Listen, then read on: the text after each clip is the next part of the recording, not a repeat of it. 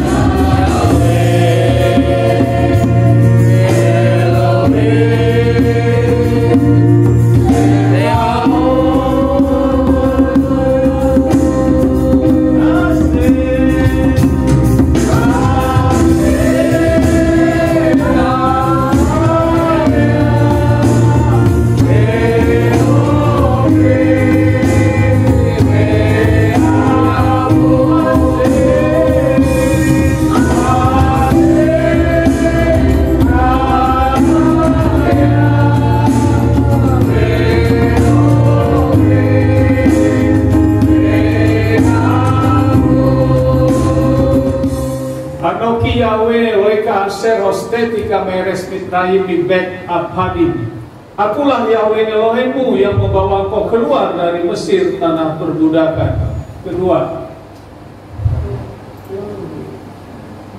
pertama, ya. Sama-sama, 1, 2, 3. Lori Eleka Elohim Al-Barawi Al-Panawi. Jangan ada padamu Elohim lain di hadapanku. Kedua, Lord Nisa Esero Sisa Kawel Hem Rotan Adem. Jangan membuat bagimu patung dan jangan sujud menyembah serta beribadah padanya. Ketiga, Lord Saetem Yahweh Elohika Asam. Jangan menyebut nama Yahweh Elohimmu dengan sembarangan. Ketiga, keempat, Sakoreh Yohasabat Lekaso. Ingat hari Sabat untuk menguduskannya. 5. Kabet et Afika Widet Dibeka. hormati ayah dan ibumu. 6. Lot kisah, jangan membunuh. 7. Lot tiknaf, jangan berzina. 8. Lot tiknaf, jangan mencuri. 9. Lot ta'anet saker, jangan mengucapkan saksi dusta. 10. Lot ta'amok eraka, jangan mengingini barang apapun yang dimiliki sesamamu. Amin. Tetap berdiri Bapak Ibu, kita pujikan satu pujian baru Yahweh. Haleluya.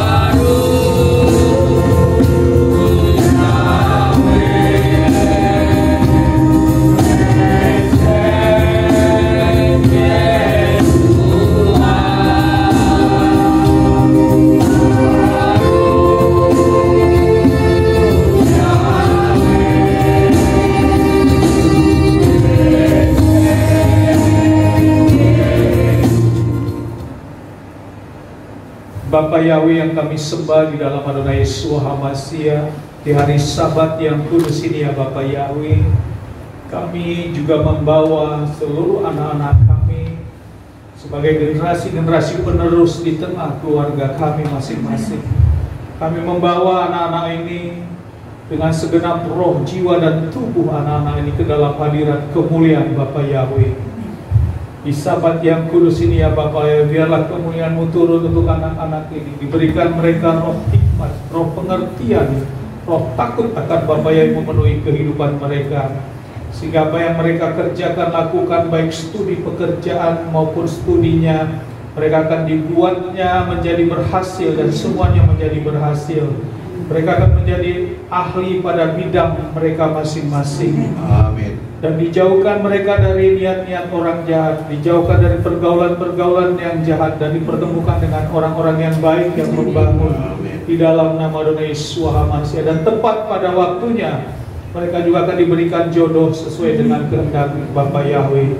Segala rancangan intimidasi setan dalam bentuk apapun, baik kuasa ikatan kutuk leluhur, kutuk nenek moyang, kutuk sakit penyakit, kutuk malapetaka, kutuk penderitaan, kutuk kemalasan, kutuk kebodohan, kutuk kemiskinan, kutuk kegagalan, kuasanya kami putuskan di dalam nama Adonai Yeshua HaMashiach. Biarlah kuasa Ruach Kodes memenuhi anak-anak ini, dan buah-buah Ruach Kodes dinyatakan. Mereka memiliki kasih, mereka memiliki sukacita, damai sejahtera, kesabaran, kemurahan, kebaikan, dan kelemah lembutan serta pengendalian diri ada pada anak-anak ini. Amin. Di dalam nama Adonai Yeshua HaMashiach kami berdoa mengucap syukur. Haleluya.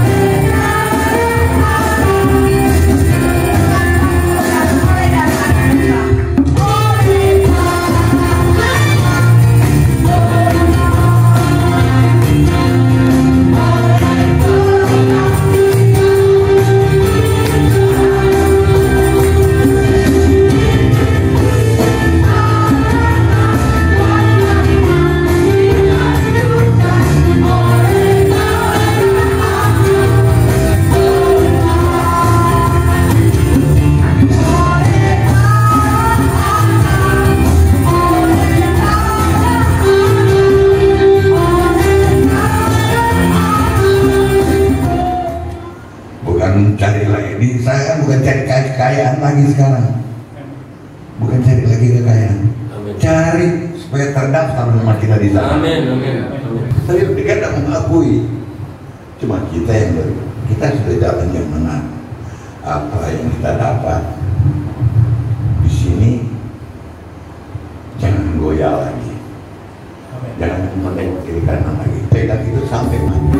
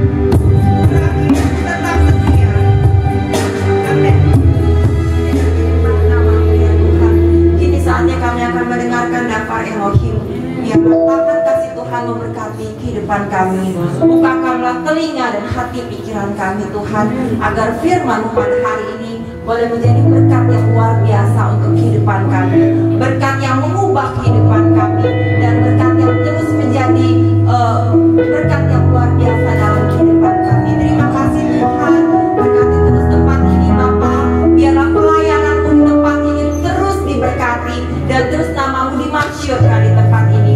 Ketika Bapa Yahweh membuka, kami percaya tidak ada orang yang bisa menutupnya, karena kuasa-Mu begitu besar untuk setiap kami yang percaya. Dan biarlah terus tunjukkan kuasa-Mu untuk setiap kami ya Tuhan, karena pengharapan kami di dalam Tuhan tidak pernah sia-sia. Bapak Yahweh, kami juga bawa Bapak Ezra Amajia Purba yang akan memberitakan firman-Mu. Berkatilah dia, tahirkanlah dia, biarlah firman-Mu boleh tercurah lewat Bapak Ezra Amajia Purba untuk setiap kami yang mendengarkannya. Terima kasih Tuhan, di dalam nama Tuhan Yesus HaMasiah kami sudah berdoa dan mengucap syukur. Haleluya. Saudaraku, tanggal 5 kemarin kita sama-sama bisa lihat adanya musibah di daerah Magelang, saudaraku, di mana Magelang di adanya angin yang begitu kuat sehingga banyak infrastruktur yang terjadi rusak, saudaraku. Saya merenungkan mengapa kok pandemik sudah berjalan masih ada juga bencana, dan bencana ini dimulai dari Kota Magelang. Ya, karena semenjak pandemik kita belum mendengar adanya bencana. Tapi setelah pandemik ini, di tengah pandemik sudah berjalan setahun dan bencana juga sudah ada. Ya, jadi kita melihat bahwa ini bukan sesuatu hal yang tentunya kebetulan, namun inilah yang terjadi kondisi saat ini Bapak Ibu. Jadi tadi Yehova juga menyampaikan bahwa sudah sangat dekat, waktunya sudah sangat dekat. Yang kita lakukan adalah bagaimana kita terus mengintrospeksi diri untuk kita masuk dalam keperkenanan Bapa Yahweh. Sesuai dengan visi kita menjadi masuk dalam pilihannya Bapa Yahweh. Sesuai visi KPI Mayutai. Saudara, tema pada sharing kita di hari Sabat yang kudus ini, semua ini merupakan awal dari penderitaan. diambil dari Matius 24 ayat 3 sampai 14. Saya akan bacakan, saudaraku. Dan sementara dia, Yesua masih duduk di atas bukit Zaitun, datanglah para muridnya kepadanya secara tersendiri sambil berkata, katakanlah kepada kami bila mana hal-hal itu akan terjadi dan apa tanda kedatanganmu pada akhir zaman itu. Ayat 4, dan seraya menanggapi Yesua berkata kepada mereka, perhatikanlah, janganlah seorang pun menyesatkan kamu, sebab banyak orang akan datang atas namaku dengan mengatakan aku Mesias, dan mereka akan menyesatkan banyak orang. Dan kamu akan segera mendengar peperangan dan penderita dan berita-berita perang. Perhatikanlah, janganlah ketakutan, karena seharusnya lah semua itu terjadi. Tetapi hal itu belumlah kesudahannya, karena bangsa akan dibangkitkan melawan bangsa dan kerajaan melawan kerajaan, dan akan terjadi kelaparan dan wabah penyakit dan gempa bumi di berbagai tempat, dan semua itu merupakan awal dari penderitaan. Ayat 9, kemudian mereka akan menyerahkan kamu ke dalam kesukaran, dan mereka akan membunuh kamu, dan kamu akan dibenci oleh semua bangsa karena namaku. Ayat 10, dan pada waktu itu banyak orang akan tersandung, dan mereka akan mengkhianati seorang terhadap yang lain, dan akan membenci seorang terhadap yang lain. Ayat 11, dan banyak nabi palsu akan dimunculkan, dan mereka akan menyesatkan banyak orang. Ayat 12, karena kedurhakaan dilipat gandakan, maka kasih kebanyakan orang akan menjadi dingin. Ayat 13, dan siapa yang bertahan sampai kesudahannya, ia akan diselamatkan. Dan Injil kerajaan ini akan diberitakan ke seluruh dunia sebagai kesaksian bagi semua bangsa, dan kemudian akan datang kesudahannya. Bapak Ibu, perikop ini berbicara tentang permulaan penderitaan manusia. Saya ambil menjadi satu tema, semua itu merupakan awal dari penderitaan. Situasi yang ada, kondisi sekarang ini yang memang terjadi, saudaraku, itu bukan tentunya sesuatu yang kita anggap melihatnya sesuatu yang biasa-biasa saja. Fenomena-fenomena alam yang terjadi, fenomena-fenomena perkembangan yang ada terjadi, itu merupakan bagian dalam penggenapan firman, saudaraku. Seperti halnya juga akan kedatangan Yesua HaMasiah. Pandemi sudah berjalan kurang lebih 1 tahun, saudara. Ya, bagaimana pengaruh pandemi virus Corona 19 ini terhadap kehidupan manusia, seluruh manusia kita lihat. Ya, kondisi zaman sekarang ini berdampak sekali, saudara, hanya oleh karena binatang yang kecil yang tidak kasat mata ini. Kemudian juga bencana-bencana juga terjadi. Kalau kita lihat bencana-bencana sebelumnya yang terjadi, saudaraku, kalau di Indonesia ada di Lombok, korban meninggal ini pada waktu yang lalu, ya, ada 436 orang.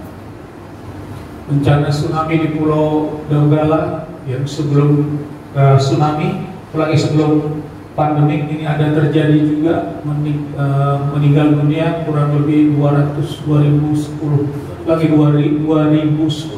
orang. Ya. Kemudian bencana tsunami di Selat Sunda dengan korban meninggal dunia 430 orang. Ini di wilayah kita, saudara. Dengan kejadian-kejadian ini kita bisa lihat bagaimana kita kehilangan harta benda kita. Situasi yang tentu sangat memprihatinkan sekali. Dan kita bersyukur kita tidak mengalami hal ini, saudaraku. Kita bisa duduk tenang, kita bisa beribadah, kita bisa bekerja di kondisi kita, daerah kita saat ini. Kemudian untuk kehilangan orang-orang yang kita cintai yang tidak ditemukan oleh karena bencana yang begitu besar, baik itu istri, suami, anak, ya, kekasihnya, orang tuanya, semua hilang seketika oleh karena bencana alam. Kemudian kalau kita lihat korban-korban yang terjadi, korban-korban jiwa yang begitu banyak, termasuk kondisi sekarang virus corona sudah cukup banyak sekali memasuki angka statistik dunia kurang lebih berapa? Ya, sekitar 12.000 sekian ya. Itu terjadi, dan itu tentunya menjadi bagian yang Bapak Yahweh izinkan tentunya saudaraku. Kemudian sakit yang diderita juga, di mana tempat tidur rumah sakit sudah tidak cukup lagi saudaraku, sehingga dilakukan perawatan-perawatan di luar. Kita membayangkan kondisi seperti ini ya, di rumah sakit yang penuh, kemudian tidak bisa lagi di tempat yang semestinya.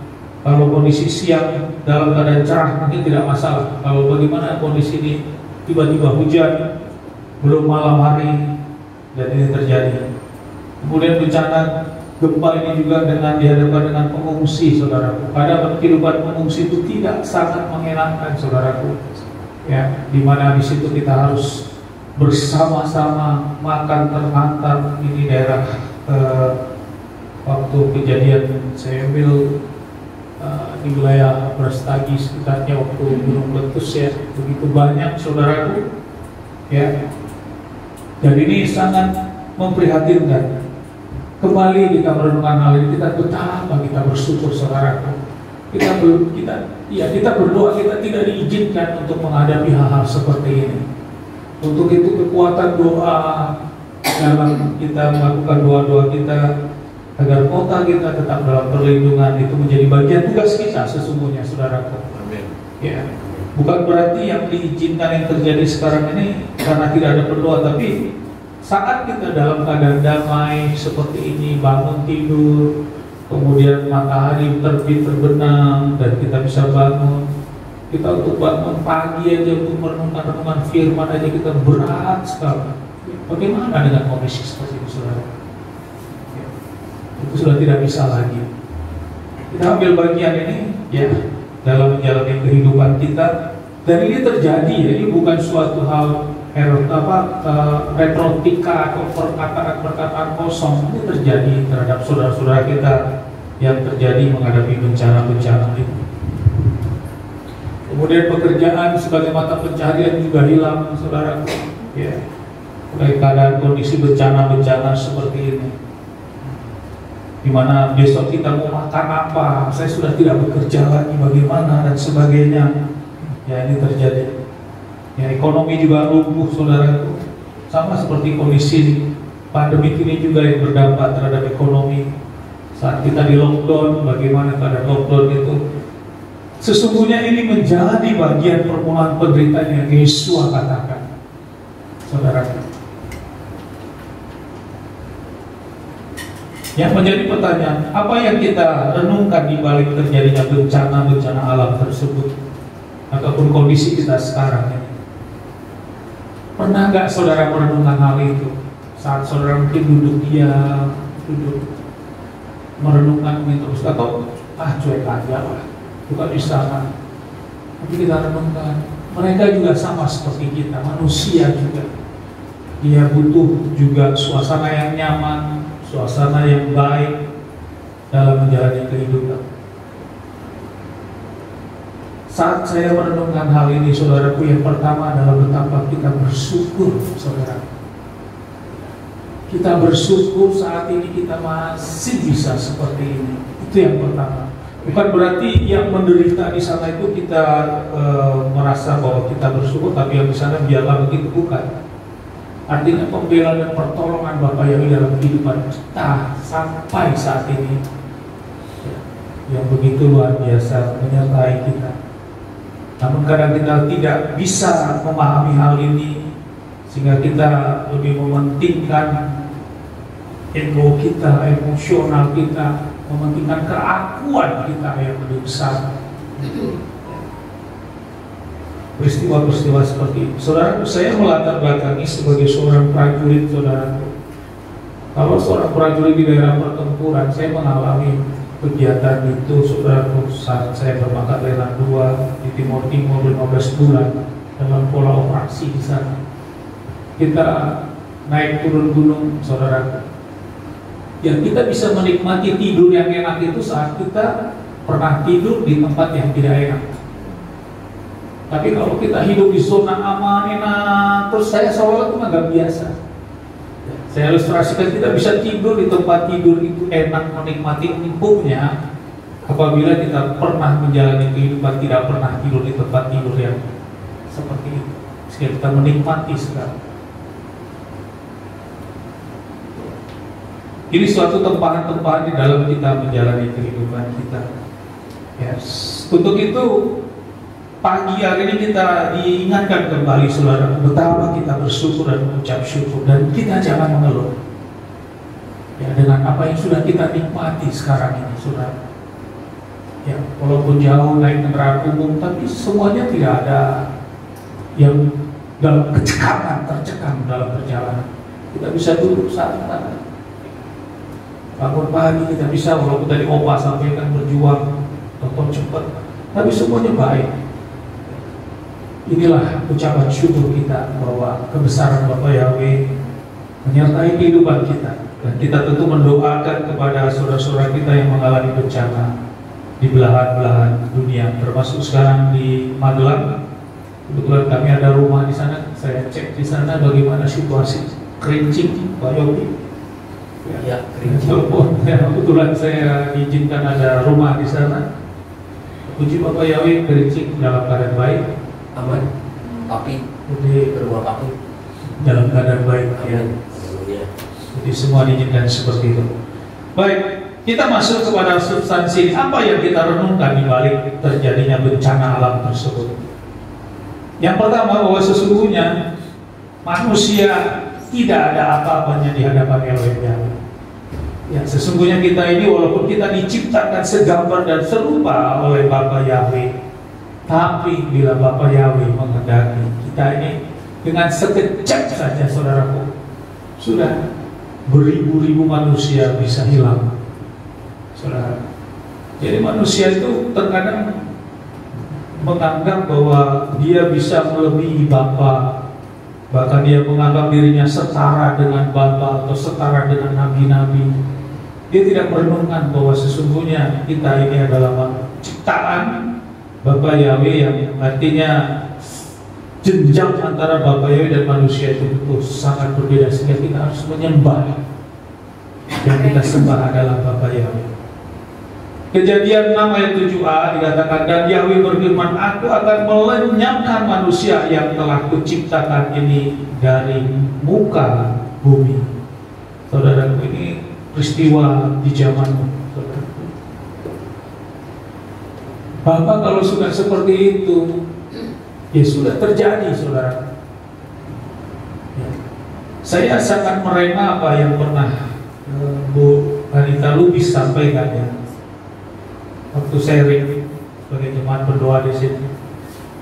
Kalau kepada manusia itu kecewa, mungkin suatu saat saya ada berkat, saya kasih, saya deketi, saya berikan mungkin sumbangan uang, manusia itu akan menjadi baik. Tapi kalau Bapa Yahweh sudah kecewa sama kita, Bapa Yahweh sudah tidak menghendaki kita oleh karena kita perbuatan kita, tidak ada lagi yang bisa kita bargaining, tinggal nunggu waktunya lagi. Jadi artinya apa? Memang sesuatu hal di hadapan Bapa Yahweh itu, ya kita berjuang masuk ke dalam aturannya Bapa Yahweh. Gak usah dijabarkan yang terlalu luas, bahwa sesungguhnya firman itu juga tidak berat. Nah, disinilah konteks memang si jahat itu bekerja untuk merubah atau dia mempengaruhi mindset cara berpikir kita. Ya, sehingga kita menjadi manusia-manusia yang menganggap sepele, biasa-biasa saja dan sebagainya. Ini yang pertama. Jadi manusia tidak ada apa-apanya di hadapan Bapa Yahweh. Bila Bapa Yahweh menghendaki adanya suatu bencana, ya sudah, selesailah sudah. Ya. Kemudian yang kedua, kita juga merenungkan bahwa harta bukan sesuatu yang dapat menyelamatkan kita. Matius 6 ayat 21, karena di tempat hartamu berada, di situ juga hatimu berada. Ya. Harta bukan sesuatu yang dapat menyelamatkan kita. Saudaraku, seberapapun kita berjuang mencari kekayaan, saudaraku, tentunya semua juga akan kita tinggalkan. Ya. Amin. Jadi sebaliknya, memang kita butuh akan dana atau keuangan, namun harta itu bukan sesuatu yang dapat menyelamatkan kita. Di sini mengingatkan kepada kita di tengah apapun pekerjaan kita, untuk kita dalam menjalani kehidupan kita sesuai dengan profesi kita masing-masing. Tentu kita diingatkan dengan perintah-perintah Bapak Yahweh, baik itu kita melakukan ibadah-ibadah. Ya. Saya merenungkan betapa kita sangat, tanda kutip, manusia yang sangat bodoh sekali. Sudah kita bekerja, pekerjaan itu sangat melelahkan dan capek sekali. Kemudian ada perintah-perintah hukum Bapak Yahweh juga kita langgar juga. Dan di ujungnya kita menjadi manusia yang tidak berkenan. Betapa kita ruginya, saudara. Nah, di siang hari ini atau di pagi menjelang siang kita diingatkan, sesibuk apapun pekerjaan kita, untuk kita dalam konteks harta ataupun pekerjaan untuk kita mencari kehidupan kita juga harus kembali kepada firman, ya, ketaatan kita. Sama adik-adik juga sekalian, betapapun kalian mau studinya bagaimana, ancur-ancuran dan berdarah-darah membaca, menghafal, kalau waktunya untuk ibadah, datanglah ibadah. Jangan kamu berpikir ibadah-ibadah seperti sabat, seperti ibadah-ibadah yang Bapak yang perintahkan itu merupakan suatu hal yang biasa-biasa saja. Kembali tadi, Bapak yang bilang memang sudah berkenan, jadi ya jadi.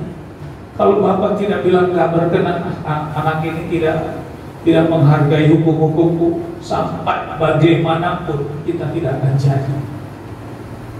Ini untuk adik-adik yang lagi studi sekolah, ya, berjuang, kalian bersyukur di usia kalian sekarang sudah mengerti siapa nama Bapa kita yang kita sembah. Amin. Kalian sudah tahu siapa juru selamat yang benar. Amin. Kalian juga sudah tahu bahwa di dalam menjalani kehidupan ini punya aturan-aturan, dalam hal ini kembalikan dalam pengajaran Torah. Kami yang sudah tua, yang menjadi orang tua, sudah umur mungkin, kalau saya sendiri berarti itu sekitar 29 tahun baru saya menerima nama Bapak yang 27 tahun sampai sekarang. Usia saya 27, sekarang 48. Tapi kalian adik-adik yang muda-muda dia sudah menerima nama Bapak Yahweh, begitu dahsyat, nama di atas segala nama ini, yang memiliki otoritas terhadap apapun. Jangan tinggalkan ibadah-ibadah, dan jangan menganggap sepele. Ada meninggalkan dan menyepelekan, udah besok sudah. Begitu hari Jumat, adik-adik sekalian, roh kalian udah menyala-nyala, besok Sabat. Karakternya begitu. Jangan Jumat, udah biasa aja, Jumat biasa aja, besok ya udah, besok cepat-cepat biasa aja. Seolah-olah hanya sesuatu yang rutinitas. Tidak seperti itu. Sama seperti harta ini tadi. Harta bukan sesuatu yang dapat menyelamatkan. Bagaimana kita bekerja begitu hari Jumat, besok Sabat kita sudah bisa, besok Sabat. Apa yang saya harus lakukan? Apa yang saya harus rencanakan? Walaupun Sabat, ibadah ini menjadi bagian, bukan keseluruhan ya saudara. Pertemuan kudus ini menjadi bagian dalam ketaatan Sabat. Bukan berarti habis ibadah selesai berarti Sabat sudah selesai. Bukan, saudara. Menguduskan hari Sabat itu berbicara di antaranya dalam melakukan pertemuan kudus seperti ini. Kita harus bisa merenungkan hal ini, saudara. Selanjutnya masalah anggaran atau keuangan harta ini, saudaraku. Sangat banyak sekarang terjadi seperti ini, saudara. Suami istri bertengkar karena uang, saudara. Ya. Ini situasi-situasi yang tanpa kita sadari. Saat ada uang, keadaan keluarga baik. Saat tidak ada uang, keluarga ini seperti sepertinya tidak ada damai sejahtera. Jadi benar-benar dikendalikan oleh uang, saudara. Ya, mamon, uang, sampai seperti itu.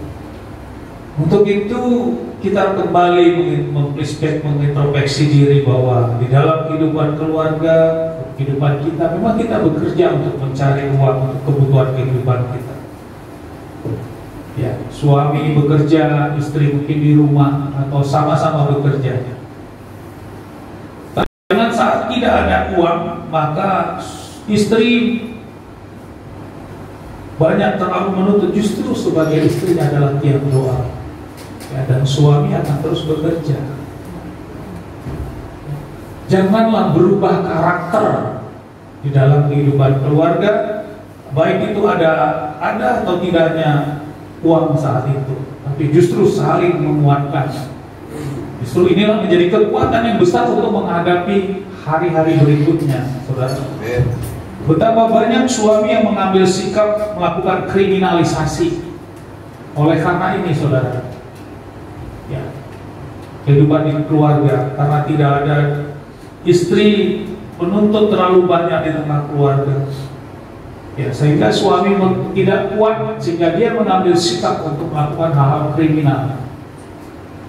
Nah, begitu terjadi, ujung-ujungnya yang merugikan keluarga itu sendiri. Suami masuk penjara, akhirnya semua berantakan. Diawali dari hal-hal seperti itu.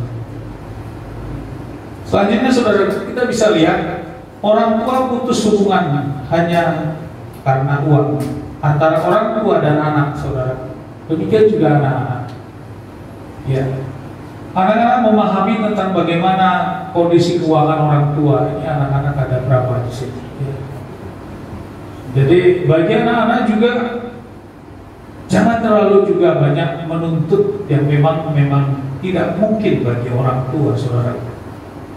Untuk itu ada. Tapi lakukanlah anak-anak kalian dengan kondisi yang ada.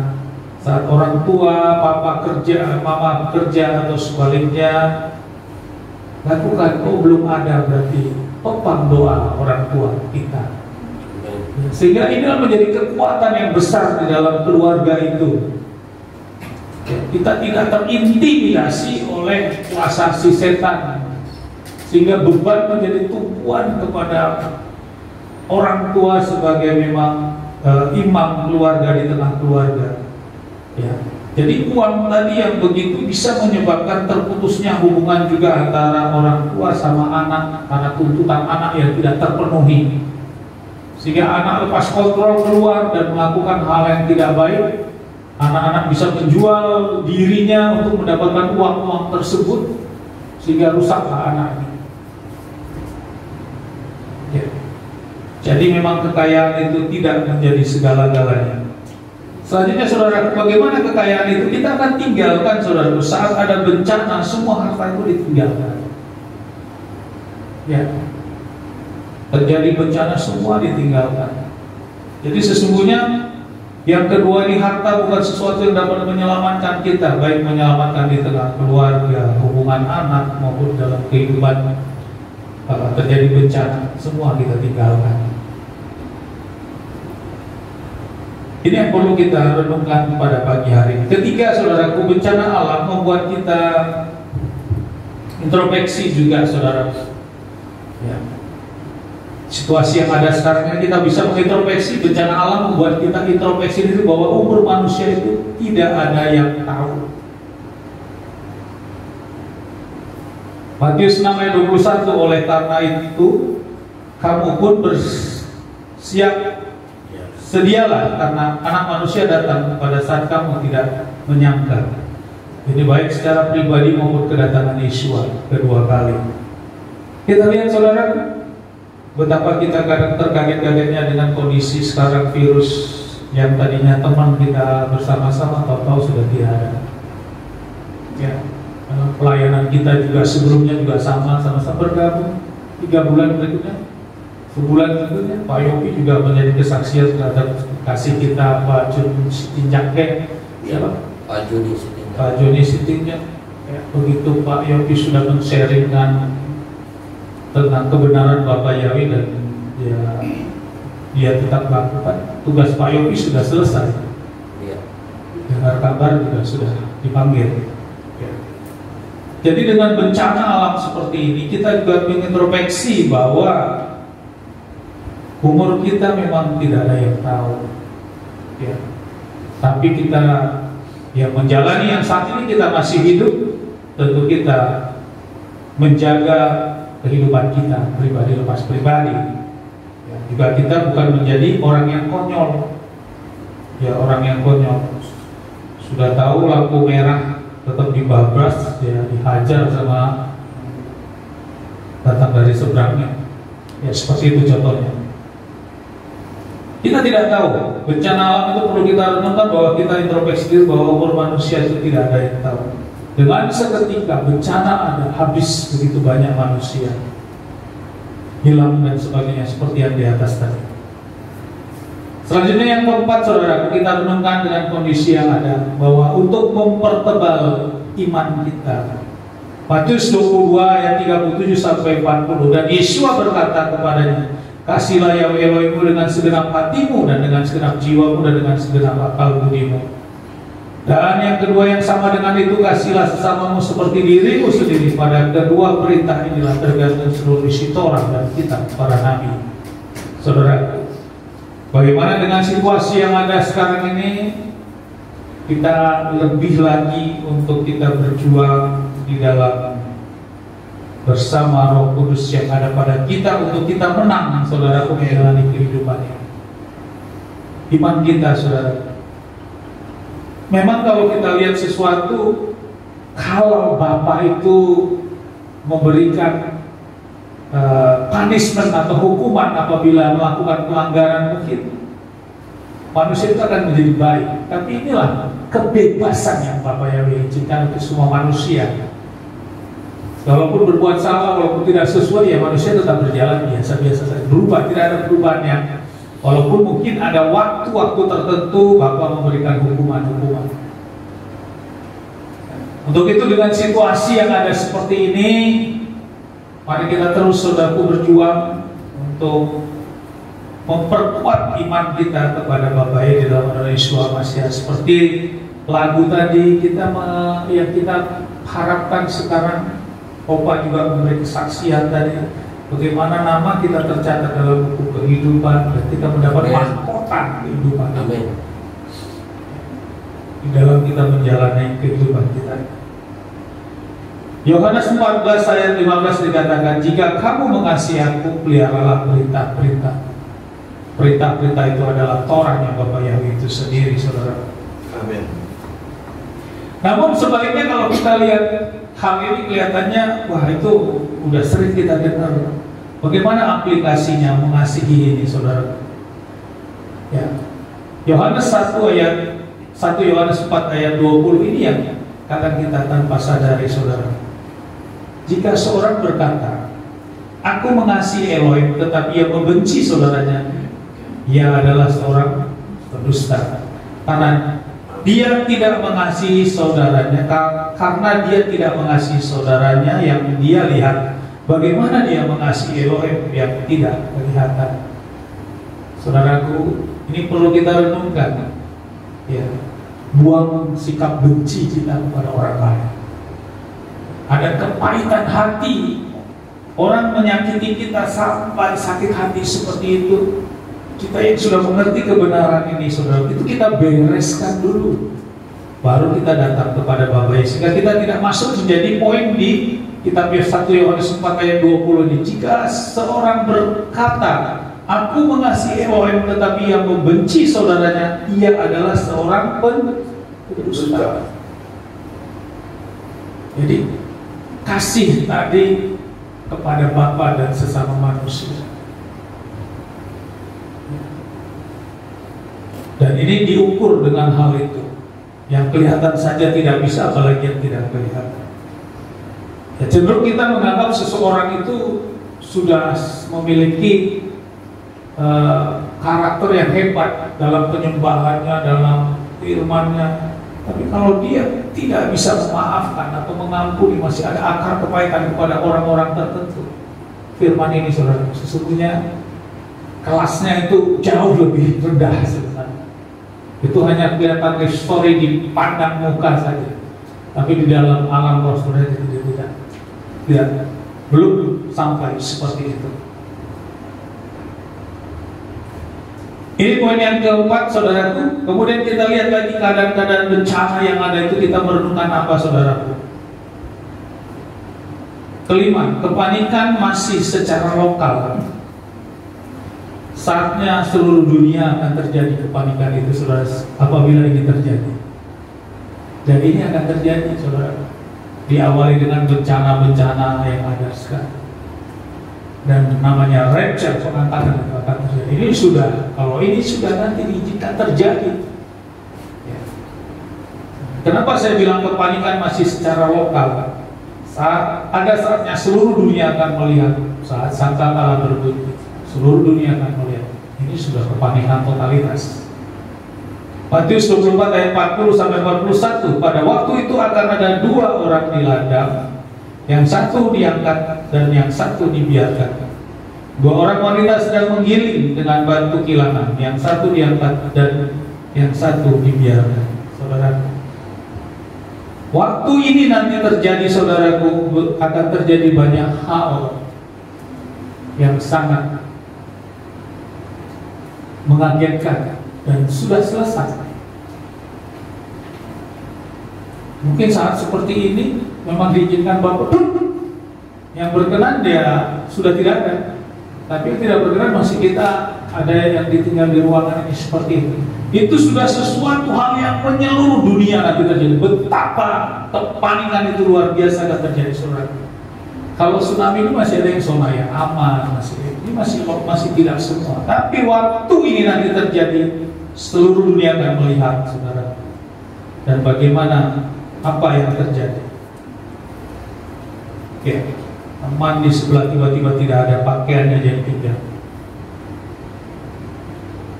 Terus kita merana merontak, sudah selesai. Sama seperti di zaman Bangsa Nuh, pintu sudah tertutup. Ya. Bencana air bah itu datang. Yang tinggal ya sudah tidak bisa lagi. Mereka akan mengalami masa, di dalam masa mereka ditinggalkan nanti. Di saat-saat ibadah seperti ini, ada yang fokus, ada yang santai, ada yang main-main. Ya. Tiba-tiba tiba-tiba kok hilang, kemana ya semua dan sebagainya. Ini akan terjadi, saudara. Kapannya memang kita tidak tahu. Tapi yang perlu kita pahami, ayo kita masuk dalam keperkenanannya Bapak ya. Setelah itu terjadi, saudaraku, maka Wahyu 9 ayat 6 ini akan terjadi, saudara. Dan pada hari-hari itu manusia akan mencari kematian, tetapi mereka tidak akan menemukannya. Dan mereka ini mati, tetapi kematian akan lari dari mereka. Inilah masa yang disebut masa 1000 tahun setelah orang-orang terangkat. Pada masa 1000 tahun terjadi situasi seperti itu. Cari kematian aja sudah tidak bisa, saudara. Jadi bagaimana proses saat setelah rapture itu ada proses lagi, saudara. Sampai kemudian nanti setelah itu akan turun lagi baru dan bumi baru. Nanti kita akan sharingkan session tersendiri tentang itu, saudara. Tapi tentu diawali dari yang tadi ini pasti terjadi ya, saudara, yang di atas tadi.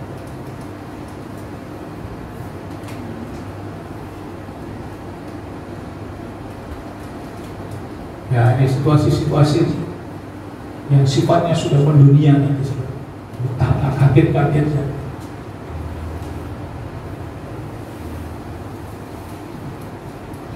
Ya, kita masuk dalam pengangkatan. Amin, Bapak Ibu. Kita bagian kita itu, saudaraku. Namun catatan kita harus sungguh-sungguh dan tidak main-main. Jadi situasi yang ada sekarang ini, saudaraku, bencana alam dan keadaan-keadaan pandemi seperti ini, coba kita renung. Kalau kita tidak merenungkan hal itu, membuat kita menjadi gentar, saudaraku, kita pertanyakan, saudara. Ya, kita disuruh bertanya, ada nggak roh Tuhan ada pada dalam diri kita?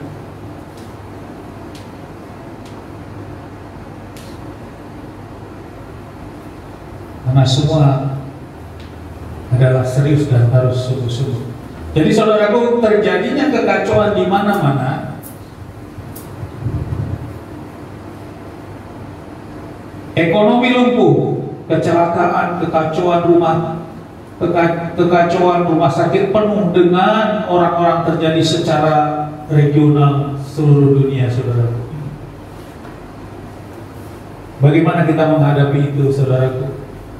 Maka kita juga harus mengintrospeksi terjadinya musibah, bencana yang ada itu pada poin yang ke-6 ini, saudaraku, bahwa di dunia tidak ada tempat yang tenang. Hanya di dalam Elohim Yahweh lah aku tenang. Mazmur 62 ayat 2. Hanya pada Elohim jiwaku tenang. Dari Dialah keselamatanku. Hanya Dialah batu cadasku dan keselamatanku, perlindunganku yang tinggi. Aku tidak pernah digoyahkan. Hanya kepada Bapa Yahweh, saudara. Mari kita di pagi hari ini merenungkan hal ini, saudaraku. Apa yang sudah kita lakukan, apa yang Bapak Ibu perjuangkan, kita berada di tempat ini merupakan bagian dalam ketaatan kita. Jangan kendor. Ya, obat tadi bilang jangan kendor. Saya sampaikan di Kehilang ini, kalau itu perintah Bapak Yahweh, kita harus militansi, radikal dan militansi. Pak Estra, kita hari Minggu ibadah, saya bilang sementara KPMKI dengan kondisi pandemik seperti ini, kita lakukan ibadah yang memang Bapak yang perintahkan. Hari Sabat, di luar hari Sabat, KPI belum bisa buka. Karena tantangan kita, situasi yang ada di lingkungan kita, dan saya tidak mau mencoba itu. Dan saya sangat percaya di hari Sabat kita melakukan ibadah yang proteksi Bapak Yahweh, kemuliaan Bapak Yahweh memproteksi kita. Karena kita melakukan hukum Bapak. Walaupun ditambah dengan adanya doa, ya, doa itu suatu persekutuan doa di tempatnya. Namun protokol juga tetap kita lakukan. Saya kemarin beribadah ke tempat lain dan mereka sudah cukup lama, tapi mereka belum radikal terhadap Sabat. Sudah Sabat, iya Pak, kami RM saja Sabat. Ibadahnya hari Minggu. Ya. Tapi kita tidak, saudara. Mainkah ini kita berjuang dengan sungguh-sungguh untuk melakukan hal ini. Amin. Amin. Hari raya wajib. Sabat wajib. Jangan kita melakukan ibadah-ibadah yang menghabiskan energi kita, menghabiskan waktu kita, tapi tidak sesuai dengan yang Bapak Ibu perintahkan. Lelah kita, capek kita. Lebih baik tidak usah. Kita lakukan ibadah yang memang sesuai dengan Bapak Ibu perintahkan. Karena apa? Sesuai yang ke-6 ini menjadi renungan bagi kita. Di dunia ini tidak ada tempat yang tenang, hanya di dalam Elohim Yahweh lah aku tenang. Amin. Ya. Dengan melakukan ketaatannya. Tidak ada lagi kondisi sekarang, saudara. Dan kita hidup di zaman sekarang ini. Hanya kepada Bapak kita datang dan tenang. Ajak suami kita, ajak istri kita, ajak anak-anak kita, saudaraku. Bila perlu ada saudara kita yang lain dan sebagainya, menjadi bagian topik doa kita, penginjilan kita. Ya.